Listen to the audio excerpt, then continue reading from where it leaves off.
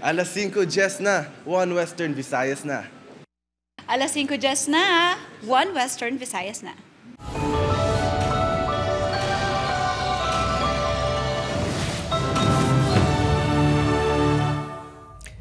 Mga balitang atong tutukan subong Lunes, pag sinuyaay matapos ang hampang sang basketball sa tubungan ni Iloilo nagresulta sa kinagamo. Rumble sang grupo sang kalalakihan sa tubungan ni Iloilo nakuhaan sang video. Isa napilasan. Pagsumbag sang driver sang SUV sa PUJ driver sa Barangay Tagbakaro nakuhaan sang video. Pila ka lugar sa Negros Occidental apektado sang ashfall matapos ang moderately explosive eruption sa Mount Canlaon. Waiting shed sa Barangay Katilingban, Molo nagnubo ang project cost sa 586,000 pesos matapos gin-re-evaluate sang Iloilo City EO. Kag presyo sang diesel magasaka sang 2 pesos per liter. Gasolina magadugang man sang 1 peso and 20 centavos per liter buwas October 28.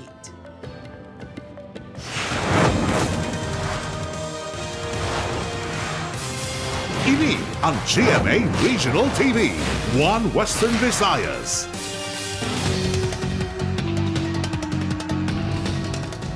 Mayong hapon Western Visayas kag Negros Occidental, malantaw man kita sa live streaming sa YouTube channel sa GMA Regional TV kag Facebook page sang One Western Visayas. Sa nagapauna nga balita, rumble sa tubungan ni Iloilo nakuhaan sang video. Pag sinuyaay pagkatapos ang liga sang basketball rason sang kinagamo. Si Zen Kilantang Sasa nakatutok.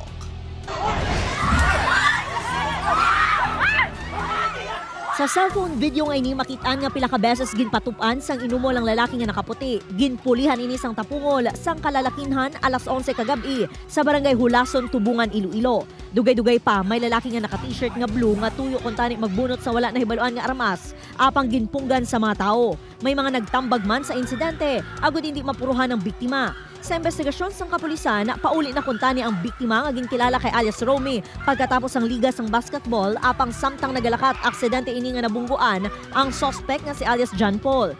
Bangod nakitaan sang pamilya sang suspect ang natabo, nagbulig man sila sa pagpangkastigo. Ang natabo may pagbinais-bais nga nagluntad sa duha ka partido kag dugto nagresulta sang commotion kag injury sa aton nga biktima. Ginapatihan nga ang biktima kag suspect ang yara sa impluwensya sa makahulubog nga ilimnon. Hindi naman ang liga sa basketball ang rason sang pagsinuyaay. Ambal sa mga tao dito, nakita ni nila guro ang both parties, no? Ang aton biktima kag suspect nga nag-inuman basi isa pa kabutang na ma-influensya sa ilimnon. Amuto nga wala sila nagitindihanay during sang ilang pagbungguanay. Nakaangkon sang pila sa guya kag nagreklamo sang pagpanalakit sa lawas ang biktima. Ginpaidalom naman ini sa medical examination. Natala na ang mag-istoryahan na ang magtimbang ang grupo kung may magapasaka sang reklamo o kung mag-areglo. Upod kay Cirilo Randuque, Zen Kilantang Sasa, One Western Visayas. SUV driver ginsumbag ang PUJ driver sa Barangay Tagbakaro. Insidente na huli ka. Mga driver isyuhan sang show cause order sang LTO-6. Si Kim Salinas nakatutok. Makit-an sa sining video ang pagpatapa sang inumol sa isa ka lalaki nga naka-stripes sa isa ka PUJ driver nga nakapungo sa jeep. Mabatian man nga ginapauntat sa nagakuha sang video ang duwa. Mation-tion, may nagpatunga na sa ila. Ang nanumbag na lalaki ang driver sa isa ka SUV. Ang insidente ang natabo sa Barangay Tagbakaro, Iloilo City pasado alas 8 sang aga sang Oktubre 21. Ginkilala ang PUJ driver nga si Bert Mendoza sang Barangay Bitoon Haro, samtang si alias Nanding naman ang SUV driver nga residente sang Barangay Buntatala Haro.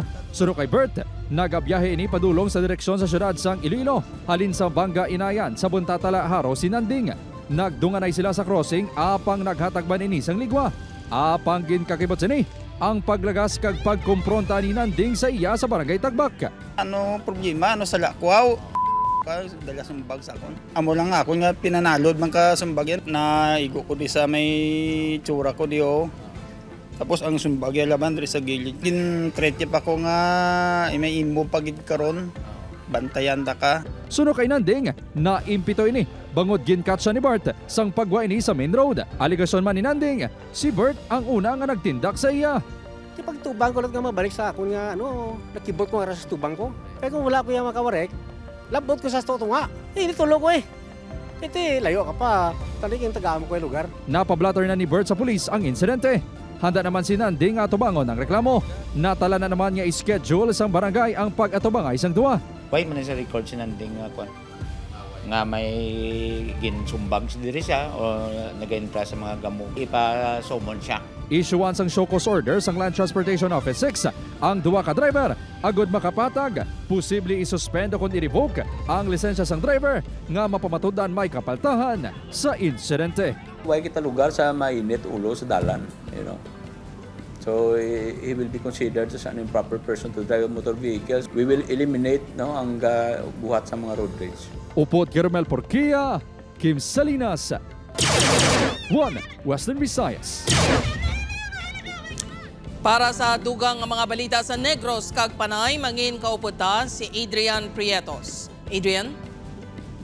Yes, Jert, mga kapuso, madamog gid nga salamat. Pila ka lugar sa probinsya sa Negros Occidental apektado sa ashfall matapos ang moderately explosive eruption sa Mount Canlaon sang tinilikdan niya Biyernes. Nakatutok Irene Pedreso. Alas 8:05 ng gabi isang nagligad nga Biyernes, sang liwat na naglupok ang Canlaon Volcano. Isa ka moderately explosive eruption ang nagluntad suno sa Fivox. Sa drone shot nga kuha sang residente sa Baguio City, makita nga napuno sang abo ang mga pamalay bangod sa paglupok sang bulkan. Pati mga kahoy kag mga pananom ang napuno man sang abo. Suno sa report sa Office of the Civil Defense Negros Island Region, lakip sa mga apektado sang ashfall ang Baguio City, La Castellana, Pontevedra, San Carlos City kag La Carlota City. Nagtuga naman sa pagkabalaka sa mga residente ang liwat nga paglupok sa bulkan, kaangay na lang sa barangay Araala, Carlota City.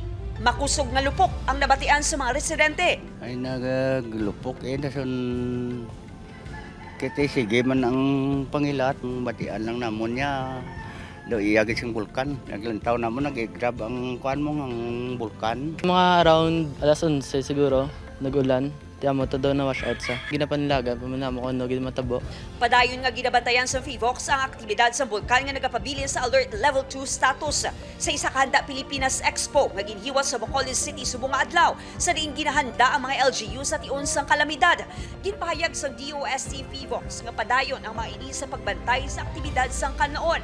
Wala pa sang mando sang forced evacuation sunod sa Fivox.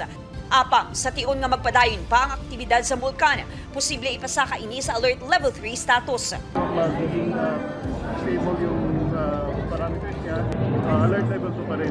And then yung scenario 2 which is kapag nag-worsen yung parameters, pero dapat consistent, tuloy-tuloy. So we may raise it to Alert Level 3. Nag-abiso man ang Civil Aviation Authority of the Philippines o CONCAV nga hindi magpalupad sang eroplano malapit sa bulkan.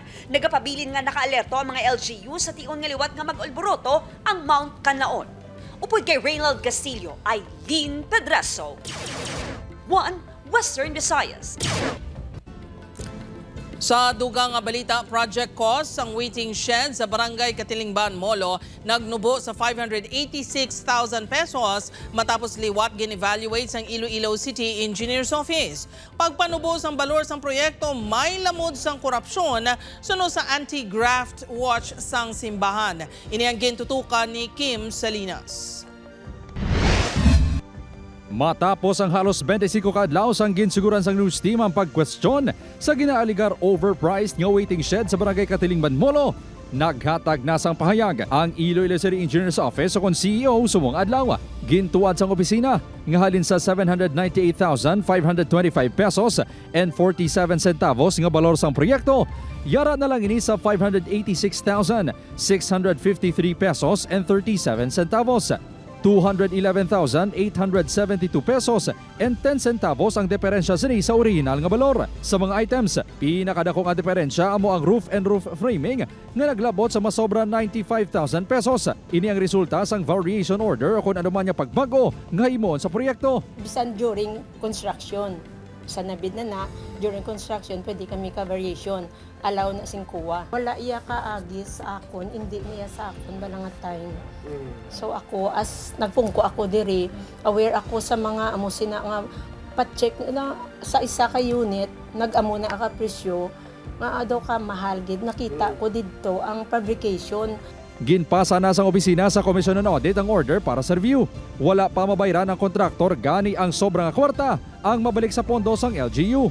Samtang halin sa 4.1 million pesos nga baros ang development sang overpass sa diversion road sa barangay San Rafael, Mandurriao. Posible 2.8, tubtob 2.9 million pesos na lang ang balor sang proyekto kung matapos na ang re-evaluation. Ang medyo mal-mal dito yung mga color-colorite na ang lead light nga pwede na. Pwede hindi man na importante kay ato niya top malang niya kinahanglan proteksyon sa tawo. Then tiles no need na magid man, non-skid na lang para hindi lang madalog ang tawo. Sunod sa head sang Iloilo City Legal Office, napasad sa procurement law ang variation order o liwat kapag sekyar sa balor sang proyekto. Apang hindi ini standard operating procedure kag case-to-case basis. Siya ma-variation order, no? Ang VO or variation order, it is one of the tools sa procurement law for which ang kwota sang banwa, ang kwota sang city government in particular, mahimo naton nga magamit sa insakto. So it's very legal. Ang pagpanubos ang project cost, ang patimaan nga may lamod sang korupsyon ng proyekto, sunod sa convener sa Kaublagan kontra korupsyon. Ano pa bang mahambal naton sina, no? Kay kunway kita maggahod 800 mil gid. Kay nagahod kita na panubo into something sa 500. A single centavo save is something for the poor. Ginahingyo man ni Oso ang mga pumuluyo nga mangin mas mabinantayon pa sa makaduludang nga proyekto. Ginhangkat man sini ang professional nga engineers nga i-assess man ang balor sang mga proyekto. Upod Kermel Porquia, Kim Salinas, 1 Western Visayas.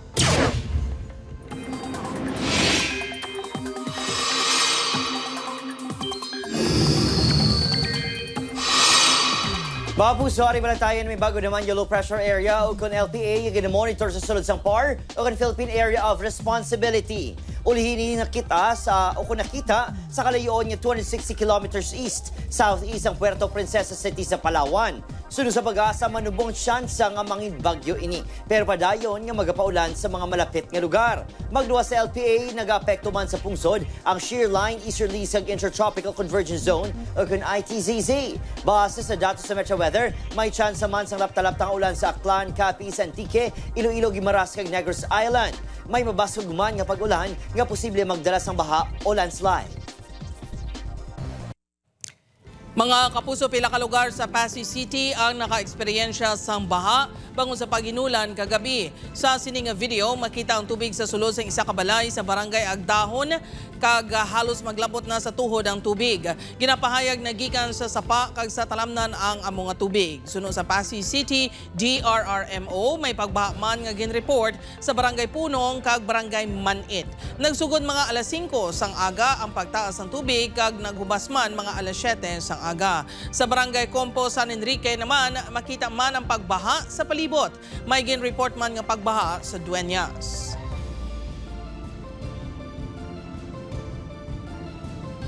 Makita man sa sining litrato ang pagbaha sa barangay Alegria sa Buruanga, Aklan. Ang tubig nagsulod man sa mga pamalay. Bangon sini 3 ka barangay ang temporaryo nga ginutdan sang kuryente sang Aklan Electric Cooperative agod malikawan ang disgrasya. Magluwas sa Buruanga, may mga lugar man sa mga banwa sang malay kag nabas nga ginbaha.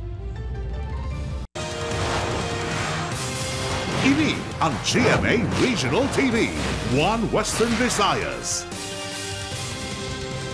Mga dipasahero nga van sa Mohon Arevalo nga nagabiyahe padulong sa Antique, ginsaylo sa Terminal Hub sa Mandurriao, Iloilo City. Tagdumalahan sa terminal kag Iloilo City LGU, nagpahayag nga wala makonsulta sang LTFRB 6. Si Zen Kilantang Sasa nakatutok live sa Mohon Terminal sa Arevalo, Iloilo City. Zen?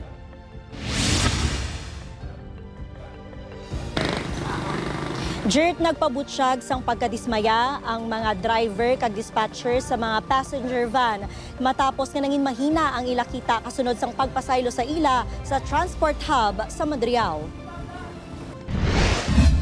Umpisa subong nga adlaw ginsaylo ang mga passenger van nga nagabiyahe padulong Antique diri sa Terminal Hub sa Mandurriao, Iloilo City. Ginareklamo sa mga driver kag dispatcher nga tuman kahina ang ilakita bangod gulpyada ang pagpasaylo sa ila. Dito damo pasero mo, lapit pa sa series. Dire way gingulpe lang siling sapit sa 27 Lunes nga adlaw nga malin kami din. Damo mapiktuan mga upod ko, piktuan. Si Maria nga mapauli sa Kulasi, mas luyag nga magpabilin kuntani ang terminal sa Mohon Arevalo bangod hindi na kinahanglan nga maghulat pa tungod dasig nga mapuno ang van. Dasigay ang pasahero sa Mohon. Dahil kay diri daw pa daw hina ang pasahero diri mas damo sa Mohon. Suno kay City Councilor Lyndon Acap nga Terminal Operations Manager sa Mohon Terminal, wala sila makonsulta sang Land Transportation Franchising and Regulatory Board 6 angot sa pagpasaylo sang UV van. Gina-question man sini bangod may existing nga perimeter boundary ordinance nga nagakontrol sa pagpasulod sa mga public utility vehicles sa syudad sang Iloilo. Even though we can say nga ang LTFRB is in regional, national level, regional director ang nag-order, but he has to respect or to true channel sa LGU sang syudad sang Iloilo. So by ordering an immediate order, I think that is what we call the superseding or dako ina nga tampa sa guya sang local government unit. Ginpahayag ni Committee on Transportation Attorney Cedric Cabaluna nga wala inisang detalye angot sa mando sang LTFRB. Suno sa Iloilo City TTMO, wala sang proper coordination nga natabo antes ang pagpasaylo sa mga van. Ako ya verbally na notify no. Ang kanyang suggestion nga dapat mag-formal sulat gid sila sa aton nga mayor. Di siyempre may mga regulation ordinance nga gina-follow diri no. Munang perimeter boundary ordinance. Sa pahayag sang LTFRB 6, may direktiba sila sa Central Office nga inspeksyonon ng mga terminal sa Iloilo. Lakip diri nga ginchecker nila sa October 20 ang Mohon Terminal. Nadiskubrihan sang ahensya nga may kakulang ini sa pasilidad, pareho sang kakulang sa waiting area kag kakulang sang toilet facility. Rason nga temporaryo nga ginpahalin anay ang mga passenger van sa Mandurriao ilabi na nga padulong sa Tigkalalag. Pursuant to our mandate, gin-notify namon sila sa mga discovered deficiencies, they are given a period to comply, to correct these deficiencies. Ang iban nga mga driver kag pasahero sa Mohon Terminal, luyag nga mapasanyog pa ang pasilidad, agud mangin matawhay ang pagsinarayo sa lugar. Parehas man sa mga terminal sa Ibani, gabayan mo kami sa tungo. I-improve lang kuro di ang mga mga like CR, pwede dugangan kuro na siyang ang CR nila dugangan sa isa pagid kay like PWD yawan ka kahulat pila.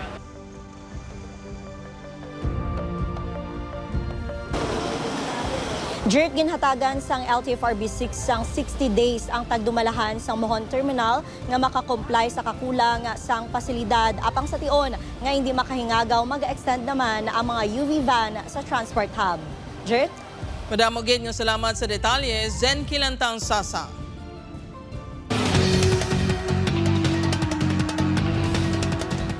Mabusod dalagita nga nasapuan patay sa Bacolod City, ginhimuslan, kaginkuga tubtob mapatay santo sa medical legal report sang Soko. Yaring balita katon gintutukan.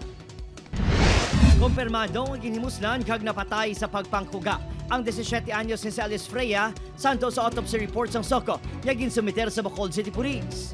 Madumduman na sapuan ang biktima nga nakagapos ang makamot kag wala na sang paidalom nga panapton sa kahilamunan sa likod sang Pope John Paul II Tower sa Barangay 12. Well, the result of the autopsy no na tag na and nagapakita nga she died with asphyxia through ligature no, so meaning kuga siya higtan aliogya kag may nakita man yung mga semen sa genitals siya. Eksklusibo nga nagatubang sa GMA Regional TV ang mga himata sini agud panawagan ang hustisya para sa dalagita.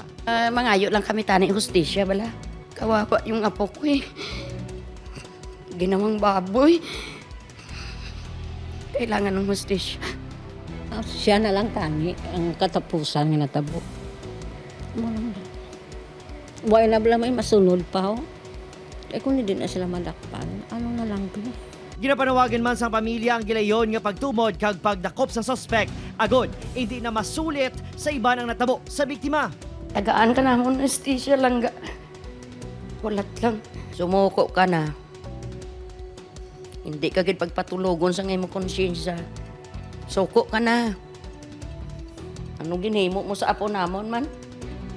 Baboy ka? Ginkumpirma sa BCPO nga madamo sang nagpadala sang impormasyon matapos gintanyag ang 100,000 pesos nga reward money. Apang ginapaidalom pa sa maid-id nga screening. May ginatutukan na nga persons of interest ng SITG Freya. Apang wala pa gin sa publiko ang mga identity o kon background sang mga ini. Sa Miyerkules, igalubong ang dalagita. Opon, Kirinal Casillo, Adrian Prietos, 1 Western Visayas.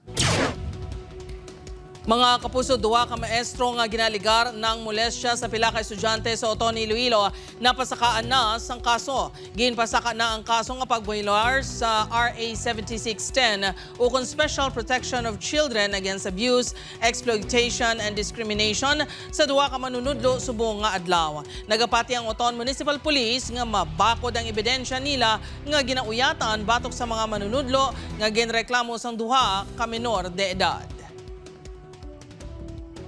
Una is ang mga ang mga affidavit na gid-execute sa aton nga mga minor victim, kag ang mga medical legal result, kag psychological evaluation, kag psychological testing result.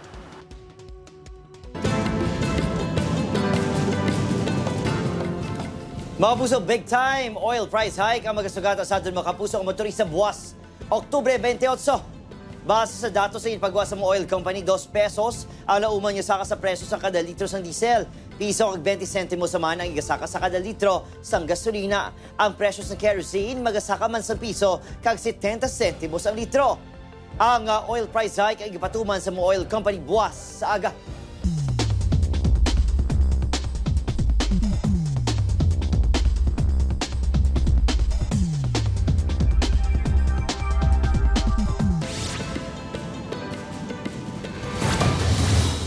Kritikal ang 13 anyos nga dalagita matapos mabungguan sang ambulansya sa barangay Halandoni, Kulase, Antique sang Sabado sang gabi. Suno sa Kulase Police, pakadto na sa San Jose ang ambulansya nga ginamaneho ni Ronald Malakad agon idulong ang 5 ka bulan nga bata. Suno sa driver sang ambulansya, nakita siya sang dalagita nga nagapadulong apang naghingagaw ini tabok. Rason niya nalabot ini sang ambulansya. Nagtabog ang biktima kag nakaangkon sang pila sa ulo. Padayon ini nga ginabulong sa ospital sa Iloilo City. Wala pa sang desisyon ang pamilya sang biktima kung magapasaka sang reklamo batok sa driver.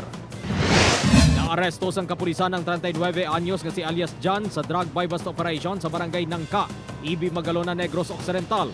Nakuha kay alias John ang 55 gramos sang suspected shabu nga nagabalor sang masobra 370,000 pesos. Madugay na suno sa kapulisan niya ginamonitor ang suspect. Nadulaan sang kabuhi si alias Michael matapos ginhandos sang kutsilyo sang iaabyan nga si alias Ryan sa barangay Hagimitan, Pasig City. Pila sa kilid ang naagom sang biktima. Sa investigasyon sang kapulisan matapos mag-inom-inom, naghagaday ang mag-abyan nga magpadulong sa baylihan. Ginsaway sang ilaupod ang suspect nga ibilin ang kutsilyo nga dala sini, apang ginhandos sini ang sang kutsilyo ang mga kaupdanan. Gindala pa ang biktima sa ospital apang gindeklarar nga dead on arrival. Ginahanda na ang kaso nga murder batok sa suspect nga nadakpan matapos magpalagyo.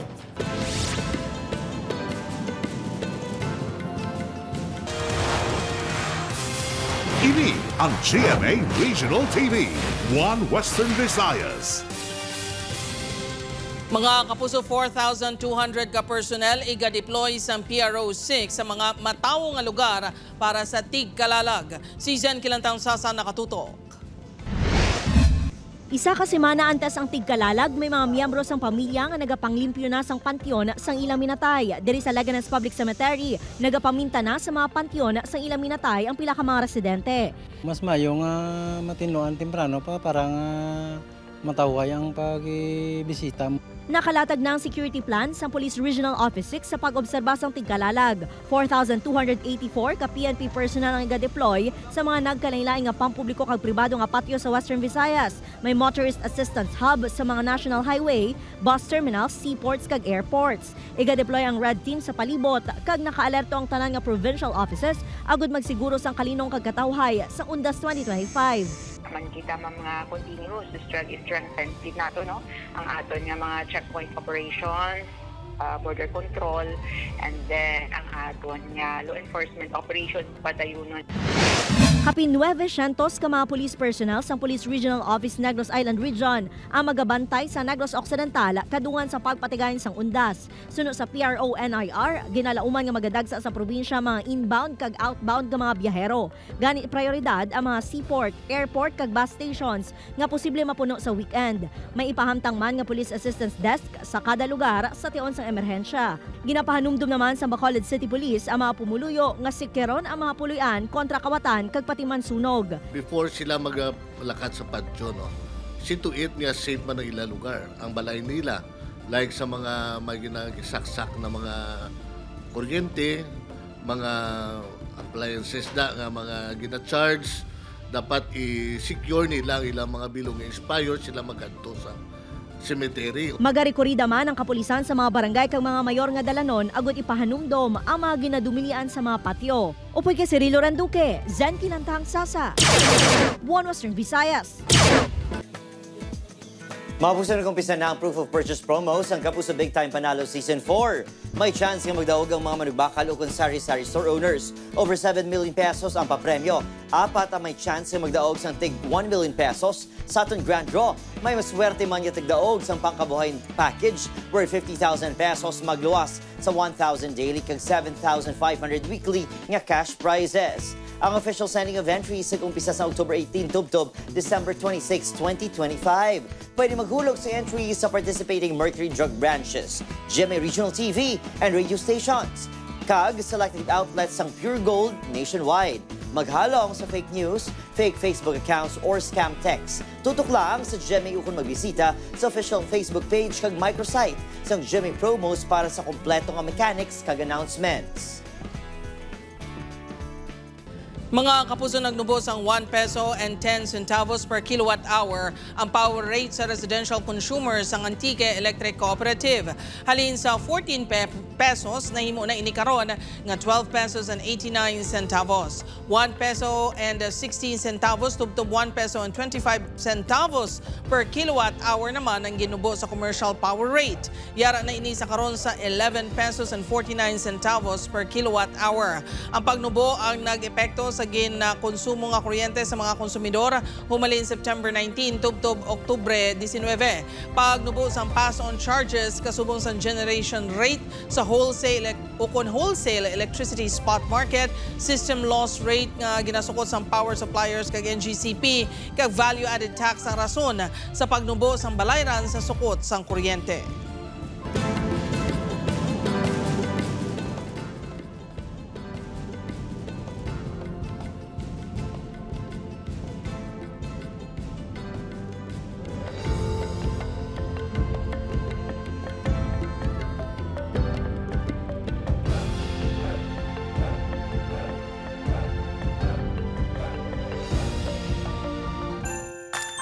Mga kapuso, 59 days na lang, Pasko na.